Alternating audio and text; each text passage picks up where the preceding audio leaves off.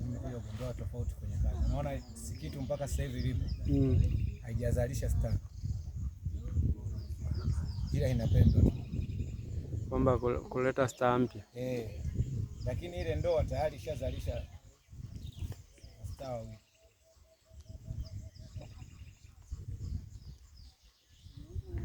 Ndio kwanza hii episode ya 20 na hii episode ya 10. Kwa nini nimegundua kuna tofauti, kazi inaweza kapendwa sana na isizalishe. Na kuna kazi inaweza ya kawaida lakini kaondoka na alichofanya pale ni kumsukuma yule mwanamke, lakini bahati nzuri pia mumewe bwana Ake naye akawa ametokea pale na kumwambia wewe, hebu ondoka karibu. Na kuita walinzi, tafadhali naomba mtoeni huyo mwanamke. Cherisi alipokuwa ndani ya ile trailer akawa amekasirika kweli kweli. Anatukana kila dakika. Anasema aisee, katika makosa ambayo tushai kuyafanya maishani mwetu ni kurudi tena Nigeria.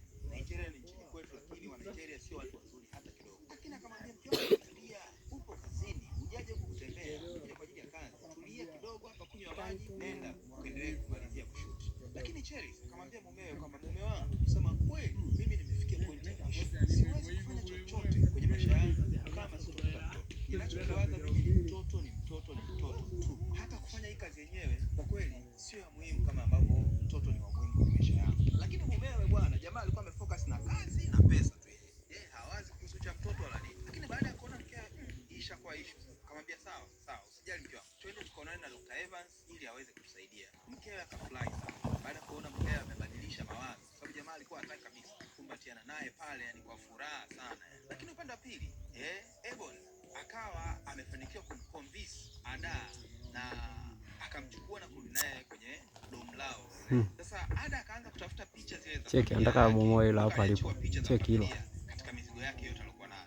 Akasema cheki, kuna mtu amechukua picha zangu. Niliziweka tu hapa chini ya mto wangu. Nani amechukua? Hebu akaanza kumsaidia kutafuta. Wakati wanatafuta, Ada akajisikia maumivu makali sana tumboni kwake. Akakaa chini moja kwa moja. tafutaji huo Jagwa. Kutuliza tumbo lake. Sasa Ebon akawa anajaribu kumsaidia bwana. Lakini Ada akamwambia toa mkono wako. Wakati Ada ameupiga na jioni anaambiwa tuma na ya kutolea. Ile karatasi aliyoificha kwenye nguo yake ikaanguka. Ada akaichukua na kusema leta nisome. Naomba niisome. Usikatalia. Akaanza kuisoma akasema kumbe kipara kaenda kupiga na kwenye skiti. Aisha akamwambia hebu kaeni kimya nyinyi mnapiga kelele. Si wengine nataka tupumzike baada ya Kipara Butua. Itakuja hapo kwa zingua.